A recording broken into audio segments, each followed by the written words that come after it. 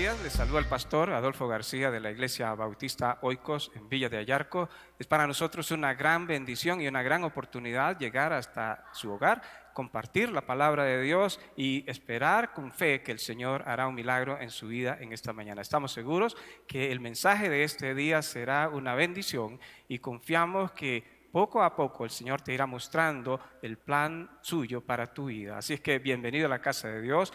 Puedes ser parte de Oikos orando por nuestro ministerio.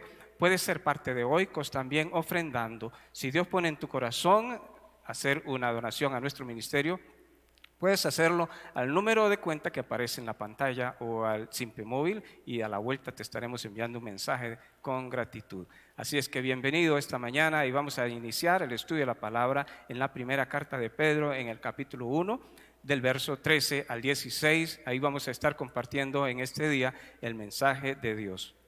¿Sabe, mi amado hermano? Desde el domingo pasado iniciamos una serie de sermones en la primera carta de Pedro y no sé cuántos vamos a predicar, pero vamos a durar algunos domingos hablando de esta carta tan importante.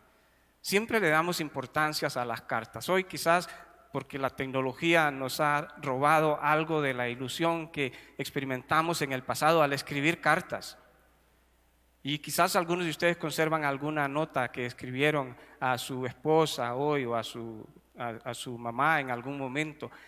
Qué emocionante era recibir una carta cuando nos íbamos al correo y ahí recibíamos el sobre y podíamos sentarnos a leer con toda calma aquellas letras, y muchas de esas cartas son muy apreciadas, muy guardadas. Pero aquí tenemos una carta que viene directo del corazón de Dios para su pueblo. Una carta que viene para nosotros hoy, que fue escrita para una comunidad de creyentes en aquellos días que estaban enfrentando situaciones duras. En los días que Pedro escribe esta carta, el hombre más poderoso del mundo se llamaba Nerón. Era un hombre cruel, era un hombre con mucho poder, una persona muy inteligente, sí, pero muy malo, inteligente para el mal. La historia nos enseña que este hombre incendió una ciudad y luego culpó a los cristianos de haber incendiado aquella ciudad. Todas esas acusaciones y muchos rumores que habían en aquellos días hacía que ser cristiano no fuese cosa fácil, que ser cristiano realmente era un asunto que ocasionaba muchas dificultades en el diario vivir. Las personas, muchos no querían juntarse con aquellos que se identificaban como cristianos. Muchos les cerraban la puerta. Y muchas veces a los cristianos se les hacía difícil conseguir su trabajo, el sustento de cada día, hacer una vida normal en una comunidad. Y muchos de ellos tenían que andar como errantes de ciudad en ciudad, llegando a un lugar y viajando a otro. Y qué difícil es ser cristiano cuando la situación en nuestra vida, en nuestra familia, no es buena. Cuando tenemos que poner en la balanza el bienestar de la familia o decir que soy un seguidor de Cristo. Y entonces, si usted es cristiano, no puede trabajar con nosotros. Si se identifica como cristiano, no puedes estudiar en este lugar. Si te identificas como cristiano, no puedes jugar fútbol con los niños de la escuela aquí. No puedes hacer tantas cosas. Y entonces, que posiblemente muchos de aquellos creyentes en aquellos días estaban valorando la posibilidad de regresar atrás. ¿Sí? ¿Para qué sufrir tanto? Dios entiende, al fin, Dios sabe que mi corazón es de Él y que esto lo hago solo por mis hijos. Pero hermanos, la vida cristiana no es así. Dios entiende, pero Dios espera de nosotros una conducta recta, una vida firme, una vida estable. Y en medio de las dificultades que enfrentamos hoy, Dios nos habla a través de esta carta. Todos tenemos problemas. Algunas veces los problemas son más graves en algunas personas que en otras. O a veces nosotros creemos que mi problema es tan grande que los hermanos no me entienden lo que a mí me pasa. Tendemos a considerar que mi situación es más grave que la de todos. Pero sabe, hermanos, no importa cuál sea la situación, hay una palabra de Dios para nuestra vida acá. Cuando nos sentimos de fallecer, cuando tenemos ganas de ya no volver, de tirar todo y de dejar las cosas ahí y de ser un cristiano de la secreta, tenemos una palabra aquí. Para aquellos hermanos que estaban afligidos, Pedro les dice en el versículo 2 del capítulo 1, recuerden que ustedes son elegidos. Recuerden que son elegidos. Recuerden que en el corazón de Dios, en la sabiduría de Dios, en la omnisciencia de Dios, Dios nos escogió. No es que Dios tiene a unos, como les decía, que a este sí y a este no, a ese sí y a ese no. Es que Dios sabe cómo va a responder cada persona. Dios sabe, no es que Dios lo tachó, ahí se, por más que le hablen, no. Es que Dios sabe cuál va a ser nuestra reacción, porque si no, no fuera Dios. Si hubiese algo en el mundo que Dios desconoce, ya Dios no sería tan poderoso. Porque ya encontramos que Él no sabe esto, Él no conoce aquello. Dios conoce la reacción de todos los hombres. Y Dios no destina a unos para muerte y a otros para vida. A todos nos dio la oportunidad. A todo aquel que en Él cree, para que no se pierda y que tenga vida eterna. Al que cree en Jesucristo, Dios le ha dado la oportunidad, pero Dios conoce cómo reaccionan las personas. Por eso, en un sentido, Dios nos eligió. Y Dios nos eligió a usted y a mí para que seamos sus hijos. Y ya eso debe ser un gran motivo de alegría, saber que somos hijos de Dios. Nos alegra. Me alegra saber que soy hijo de un hombre que se llamaba Bolívar García. Y aunque no fue un gran personaje en la historia, no fue conocido, no fue un hombre famoso, nadie sabe quién es hasta ahorita que les acabo de contar, que así se llamaba mi papá. Pero sentimos orgullo y satisfacción cuando entendemos de dónde venimos, quién era mi papá, de dónde vino mi papá, la historia de nuestros padres, por más humilde que haya sido. Hoy nosotros la reconocemos. Y Pedro les dijo: hermanos, ustedes se sienten huérfanos, se sienten tristes, se sienten abandonados, sienten que ya no vale la pena seguir la vida cristiana. No, ustedes fueron elegidos, tienen un Padre. Y en el versículo 3, Él les dijo: bendito sea Dios, Padre de nuestro Señor Jesucristo. Una expresión de mucho gozo, de mucha alegría. Bendito sea mi papá, que en un momento de su vida se unió a mi mamá y me trajo a mí al mundo. Y era esa expresión de Pedro: bendito sea Dios, nuestro Padre, que un día Él se puso su mirada en mí y me aceptó como su hijo, me eligió. Ya no somos cualquier persona, somos hijos de Dios. Dice el salmista: somos ovejas de su prado. Antes éramos ovejas, bueno, antes ni siquiera éramos ovejas, éramos cabras rebeldes, desobedientes a Dios. Pero ahora somos ovejas de su prado, somos algo especial. Pedro dice, hablándole a esta gente que ya no sabían qué eran, no entendían si ser creyentes o no. Él les dice en el capítulo 2, en el versículo 9, ustedes son pueblo de Dios. Somos el pueblo de Dios. Somos una nación santa, un pueblo adquirido. Somos real sacerdocio. Fuimos llamados para formar una familia. No fuimos llamados para vivir aislados, sumidos en un problema, llorando, desanimados, pensando que a nadie le interesamos, porque Dios dice: yo los elegí, bendito sea el Señor.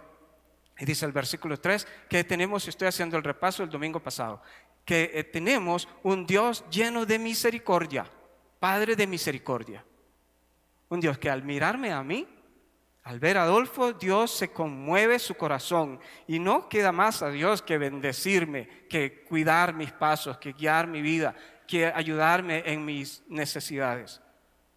Dios se conmueve, es un Padre de misericordia. ¿Sabe que a veces uno puede decir, esa persona sí es dura con sus hijos, ese papá es cruel, ese papá es duro, parece no tener sentimientos? Hay padres así, padres que sus hijos no los quieren recordar por su crueldad, por su dureza.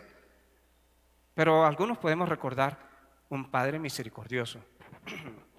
Entonces, un papá que siempre estuvo mirando las cosas positivas en nosotros.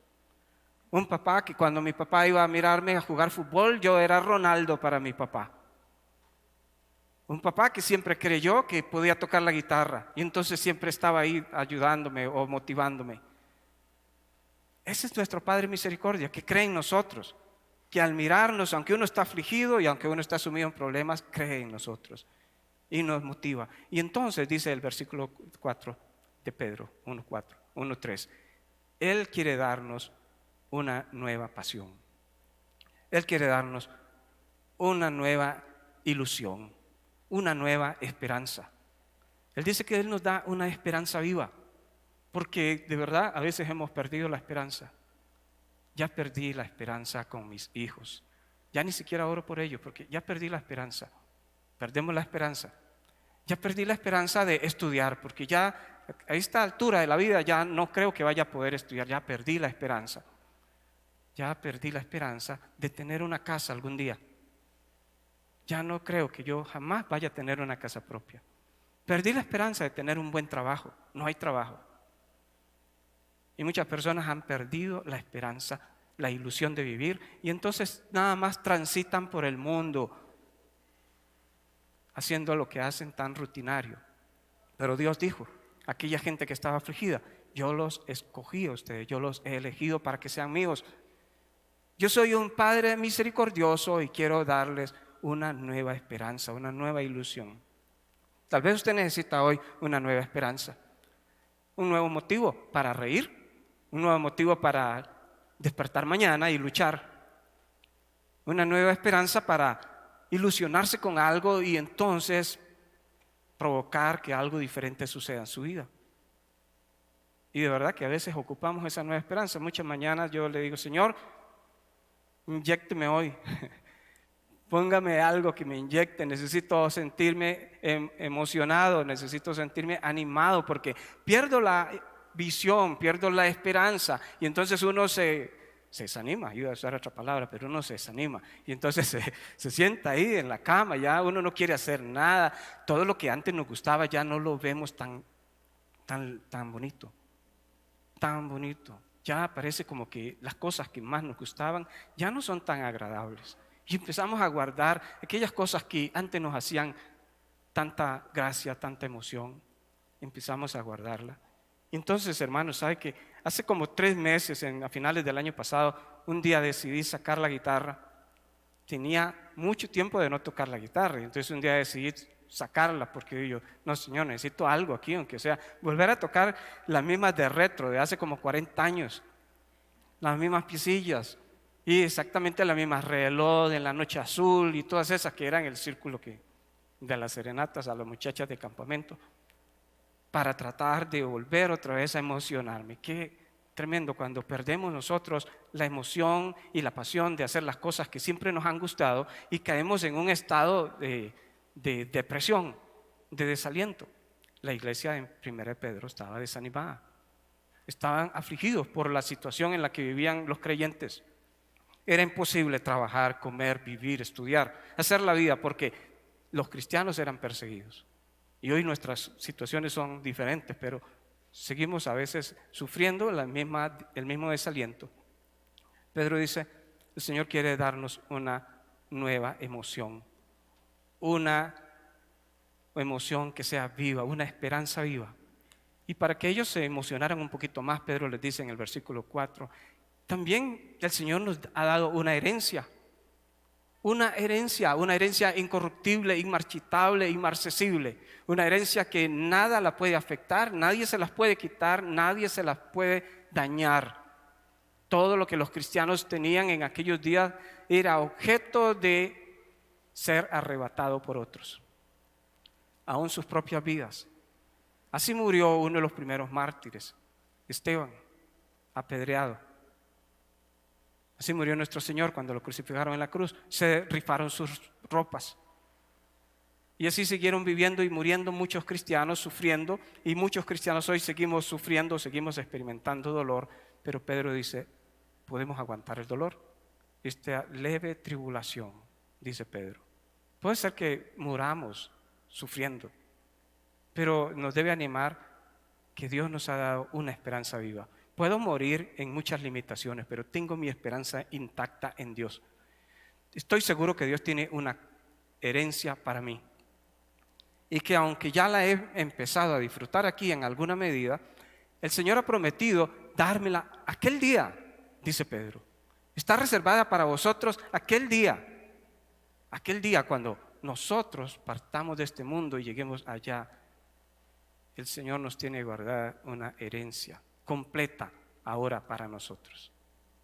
Claro que queremos disfrutar la vida linda aquí, pero no todos los creyentes disfrutan una vida bonita. Hay muchos hermanos que sufren, Hay muchos hermanos que padecen hambre, enfermedad, dolor, miseria.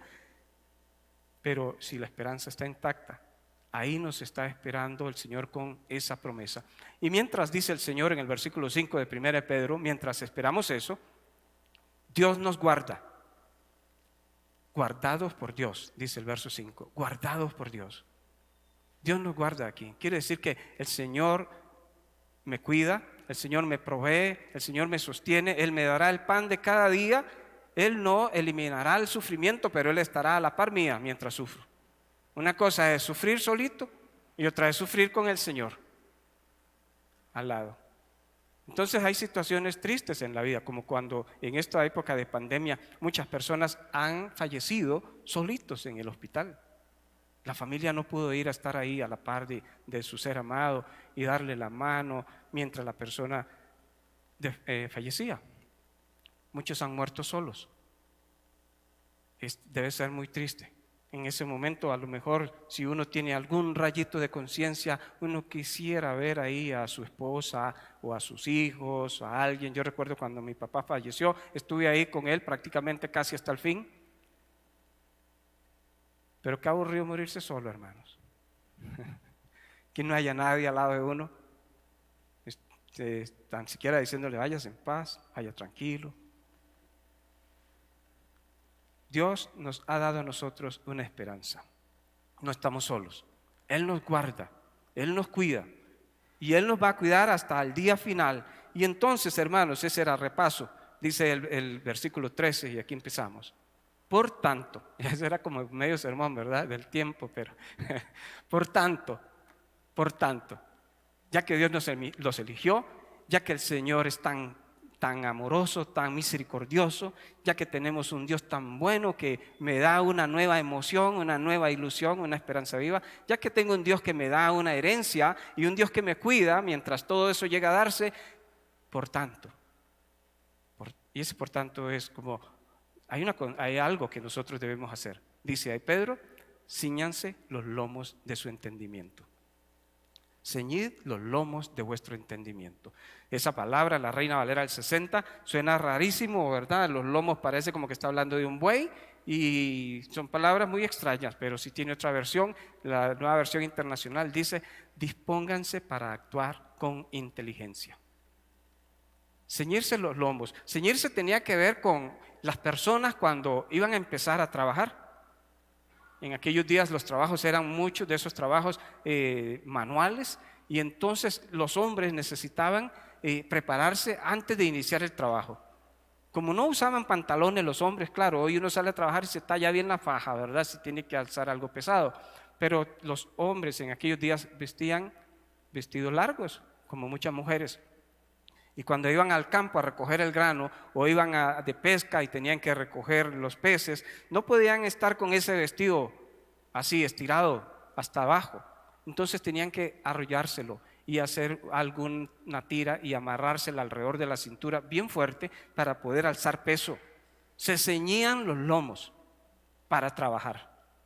Pero ¿qué dice Pedro a las personas que están afligidas, que están en crisis, que están en problemas? Que nos ciñamos los lomos, pero ¿cuáles lomos? Los del entendimiento, no los músculos físicos. Que nos dispongamos a trabajar con claridad en nuestra mente, a pensar con claridad en nuestra mente, que dispongamos nuestro cerebro a trabajar de manera clara ahora que estamos en crisis, porque cuando uno vive en crisis y en dificultades, lo primero que hace uno lo primero que nos sucede es que se nos nubla el pensamiento. Es que no tenemos claridad en nuestros pensamientos. Y entonces a veces tomamos decisiones precipitadas. Pedro dice, un momento, así como se prepara un hombre para ir a trabajar, hoy sería si estamos en la oficina, lustra sus zapatos, se pone su pantalón bonito, su camisa linda, se prepara bien físicamente, va al escritorio, pone todo en orden, enciende la compu, hace todo su trabajo, se está preparando porque a las 8 inicia ya su trabajo. Así el cristiano que vive en crisis o en problemas debe prepararse mentalmente, dice Pedro, para enfrentar los problemas. No podemos enfrentar los problemas sin previa preparación. ¿Y cómo se prepara un cristiano en su cabecita, en su mente? tomando las disciplinas espirituales, hermanos, porque cuando estamos en crisis dejamos de orar. Ya no somos tan intensos en la oración porque uno cree que Dios no me oye. No siento que la oración vaya más allá del cuarto donde estoy. Realmente estoy desanimado, ya ni ganas me dan de orar. Ya no me dan ni ganas de leer la Biblia. Me da pereza hasta ir a la iglesia. Claro.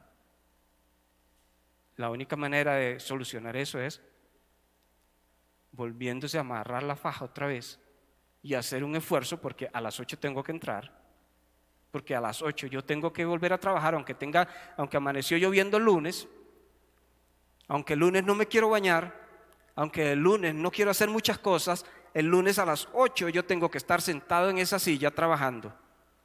Yo tengo que empezar a trabajar a esa hora porque de eso depende mi sustento, el sustento de mi hogar, de mi familia. Esa es la vida espiritual.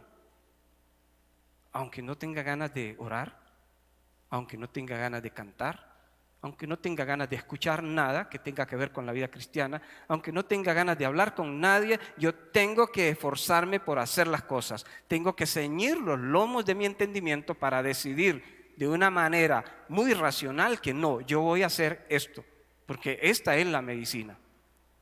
Hay medicinas feas. A mí no me gustan las medicinas feas. El otro día fui a la doctora y la doctora me iba a dar una medicina fea, me iba a poner una inyección. Y yo le dije, pero no tiene un jarabito. Ah, sí, pero dura mucho. Ah, no importa. Hermanos, la vida cristiana es así. Tenemos que tomar la medicina aunque no nos guste. No quiero orar, pero me inclino ahí en la cama y oro. Señor, aquí estoy casi a la fuerza. No quiero orar, no quiero hablar contigo. Pero empiece así, hablándole al Señor como si estuviera ahí. No quiero hablar contigo, no tengo ni ganas de estar aquí. Y Señor, y ahí vamos. Y ponga la música cristiana, aunque no tenga ganas, pero póngala. Haga un esfuerzo, porque su mente esté dirigida hacia las cosas que Dios espera que estén dirigidas, hacia esa nueva esperanza que Él nos ha dado. Que nuestra mente esté enfocada en la herencia que Él me quiere dar y ya me dio en la herencia. No voy a dejar que mi mente sea desviada por otros pensamientos, por otras cosas, porque yo voy a enfocarme en la esperanza que Él me ha dado, esa esperanza viva. Y no voy a permitir que ningún pensamiento sucio, que ningún sentido de temor o de vergüenza o de miedo me distraiga. Por eso debemos ceñir los lomos de nuestro entendimiento, aun cuando estemos en dificultades, en crisis, en depresión o en cualquier problema. Y dice Pedro en ese versículo 13, no solamente debemos ceñir los lomos de nuestro entendimiento, sino que debemos ser sobrios. Sobrios.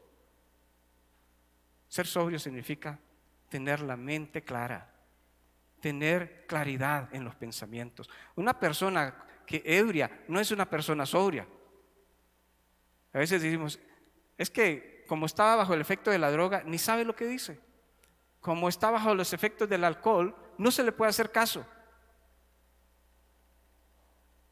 Cuando estamos bajo el efecto de los problemas, a veces decimos y hacemos cosas que no deberíamos decir ni hacer, porque estamos influidos por los problemas, porque me siento molesto, me siento enojado, estoy furioso. Y entonces cuando uno está peleado, hermanos, como dijo una hermana allá en Guapiles, me mentó la madre y después me dijo, perdón pastor, es que usted sabe que cuando yo estoy brava, estoy brava. Pero no me mentó la madre a mí, porque si no yo le hubiera hecho. Pero ella dijo, usted sabe que cuando yo me enojo, a mí se me olvida quién soy y digo lo que digo. Bueno, no puede ser. Un cristiano tiene que ser sobrio. Y cuando un cristiano está acorralado en una situación de crisis, desanimado o en cualquier situación de crisis, Pedro le dijo a aquellos hermanos, no importa la situación en la que están, cultiven su entendimiento, tengan pensamientos claros. ¿Qué es ser sobrio? Es tener dominio propio, es tener control en nuestra mente, en nuestra capacidad de reacción ante una dificultad. Algunos de ustedes tienen ese don más desarrollado que otros. Uno se da cuenta cuando estamos a veces conversando y de pronto uno reacciona casi que en la sangre y otros hermanos pueden reaccionar de mejor manera. Pero en general, los creyentes tenemos ese don, tenemos ese fruto del Espíritu, sobriedad, dominio propio. Podemos reaccionar ante las dificultades con dominio propio y no tomar decisiones apresuradas. No decidir apresuradamente, me voy, renuncio al trabajo, me salgo de la escuela.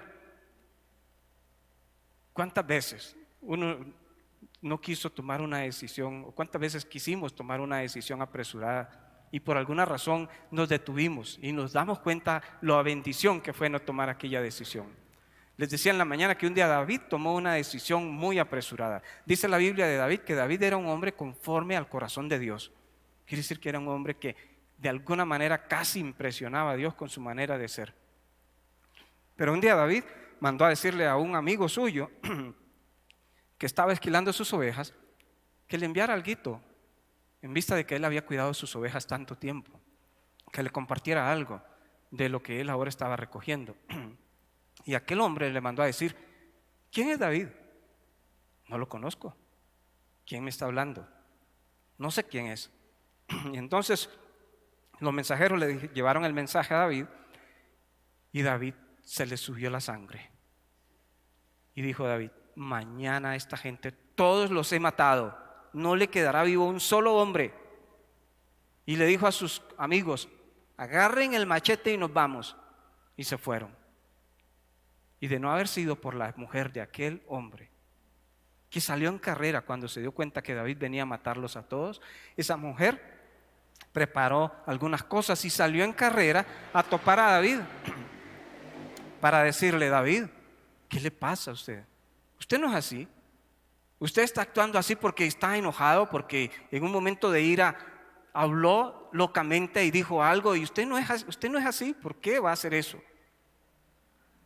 Y aquella mujer detuvo a David. Y sabe, hermanos, nos hace mucha falta a veces, hermanos, que de pronto lo paren a uno y le digan: ¿pero qué pasa? Usted no es así, tranquilícese. Le tiren un poco de agua a uno como el Chavo del Ocho cuando le agarra y lo enfríen. Porque a veces cuando perdemos el control, tomamos decisiones que después nos duelen, que después nosotros fríamente pensamos: eso lo pudimos haber solucionado diferente. Por eso el apóstol Pedro dice: sean sobrios, tengan dominio propio. Prepárense para que cuando lleguen esos problemas ustedes puedan tener la habilidad entonces de responder con sabiduría. Pero nos preparamos de antemano. Ya cuando uno está en el problema, hermanos, ya ahí debemos de tener las armas. Entonces debemos, según Pedro, prepararnos. Ser sobrios es dedicarnos a las disciplinas espirituales que el Señor nos enseña en su palabra: la vida de oración, el estudio de la palabra, la comunión, el servicio al Señor. Por último, Pedro les dice a estos hermanos que ellos deben de tener un nuevo estilo de vida. Dice en el versículo 15: como hijos obedientes. Ustedes deben actuar como hijos obedientes. En las familias grandes es muy fácil distinguir cuál es el hijo obediente. En mi familia éramos 9, entonces el hijo obediente era siempre Quique, no era yo. Tampoco yo estaba en el último lugar, estaba como en término medio. Pero si mi mamá tenía que hablar bien de alguno de los hijos de ellos, de todos los 9, entonces mi mamá siempre salía cuando estaba con las vecinas: es que Enriquito, es que Enriquito aquí y Enriquito allá. Sí, claro, porque Quique, mi mamá le decía esto y él corría. Pero mi mamá le decía: Adolfito, tal cosa. Sí, ma, ahorita. Y ahorita. Y a veces ese ahorita era hasta que venía con un chilillo en la mano, que ya uno corría. Pero sabe, en la vida cristiana hay hijos obedientes y otros que no son tan obedientes. Pero Pedro nos aconseja que debemos actuar como hijos obedientes. Un hijo obediente es un hijo que vive en santidad. Pedro liga la obediencia con la santidad. Una persona que vive en santidad es una persona que es obediente, que le agrada a Dios, que hace las cosas que al Señor le agradan. Y aquellos hermanos estaban casi a punto de hacer cosas que a Dios no le agradaban. Por eso él les dice: como hijos obedientes, no se conformen a los deseos que antes tenían, porque estaban casi ya para volverse a meter a los deseos que antes tenían. Es que antes, cuando yo no era cristiano, vieras que qué raro, me hice cristiano y ahora solo pruebas. Yo pensé que casarse con un cristiano era la cosa más linda, que ahora íbamos a pasar todo el día diciendo aleluya, alabado sea el Señor y nunca problemas. Mejor me hubiera casado con aquel otro, que no era cristiano, pero que parece que era mejor. Y hermano, ¿sabe? Los hijos obedientes, a veces empezamos a mirar hacia atrás y a creer que atrás vivíamos mejor, que antes, si nos hubiéramos quedado ahí, nos hubiera ido mejor o nos hubiese ido mejor. Y Pedro les dice, no, somos hijos obedientes. Ahora vivimos de otra manera, tenemos otro estilo de vida. Ya no podemos volver a los deseos que antes teníamos. Dice 1 Juan capítulo 2 que no podemos amar al mundo ni las cosas que están en el mundo, porque todo lo que hay en el mundo, los deseos de los ojos, la vanagloria de la vida, todas esas cosas que existen en el mundo y que nos llaman la atención a nosotros, que nos llaman la atención, no es que el mundo, el globo terráqueo sea malo, es el sistema, la filosofía del mundo, lo que el mundo promueve para que las personas adopten. Todo ese mundo Dios lo detesta, pero ese mundo llama nuestra atención. Nos llama la atención las cosas que el mundo promueve y son muchas de esas cosas que están en contra de lo que la palabra de Dios enseña. Por eso dice en 1 Juan, no podemos amar esa forma de pensar del mundo que nos atrae, que nos absorbe. Y por eso dice Pedro que ahora debemos portarnos como hijos obedientes y entonces actuar como es nuestro Padre. ¿Cómo es nuestro Padre? Dice el versículo 16. Como tenemos un Dios santo, nosotros debemos portarnos como es ese Dios. Sed santos, porque yo soy santo. Aunque se lo esté llevando uno al carajo, aunque estemos sumidos en un gran problema, dice el Señor, sea santo, sea obediente, cultive su intelecto con la palabra de Dios, haga uso del dominio propio que el Señor nos da a través del Espíritu Santo que mora en nuestro corazón. No se dejen impresionar por las pruebas y las dificultades. Mantenga enfocada su mente en la gracia que nos es dada el día que el Señor nos llame. En esa herencia maravillosa. Debemos de mantener nuestro enfoque, hermanos, porque Satanás anda como león rugiente, buscando a quien lastimar. Y no solamente a personas individuales, pero a congregaciones también.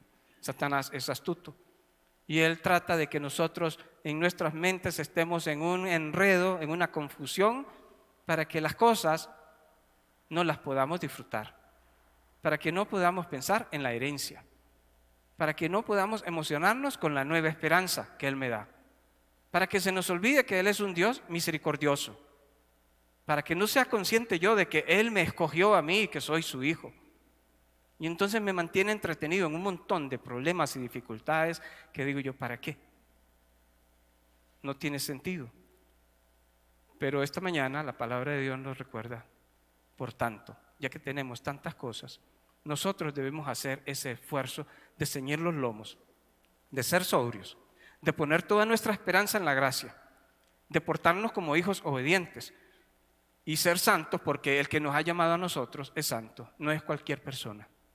Así que mi amado hermano, no sé cuál o si tendrá alguna dificultad o algún problema o estará pasando por alguna situación difícil en su vida, pero si fuese así, Dios quisiera que esta palabra de Dios hable a su corazón, llame la atención y le ayude a tomar decisiones para levantarse, para renovarse y enfocarse otra vez en las cosas que realmente el Señor espera.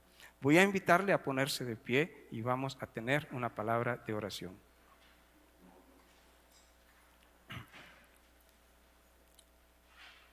Señor, gracias te damos esta mañana por este día tan especial.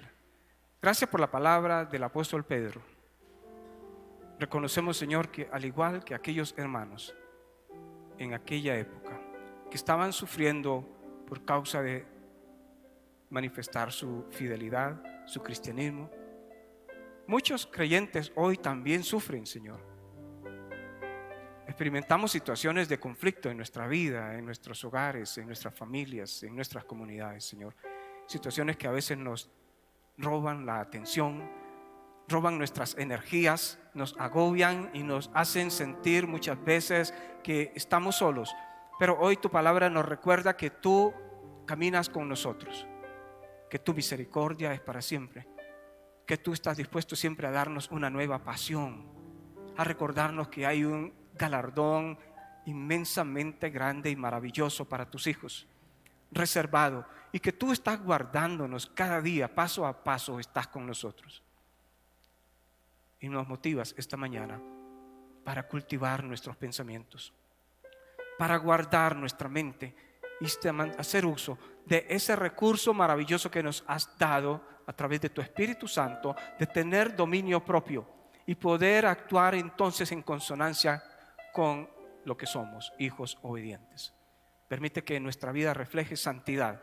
Cada decisión que tomamos, cada dirección que asumimos, Señor, que podamos reflejar esa santidad tuya en nuestra vida. Danos esa esperanza viva. Danos ese gozo, esa ilusión nueva de mirar las cosas y disfrutarlas a plenitud, sabiendo que te adoramos y te bendecimos. Y mientras estamos aquí, bendeciremos tu nombre por siempre, Señor. Gracias por cada uno de mis hermanos. Bendice sus vidas, bendice sus hogares, bendice cada familia que nos ha mirado en línea, Señor. Llena sus corazones de ti en este día, Señor. Te damos las gracias y te bendecimos. En el nombre de Jesús oramos. Amén y amén. Mis amados hermanos, que el Señor les bendiga y esperamos vernos nuevamente. Un abrazo del pastor Adolfo García. Bendiciones.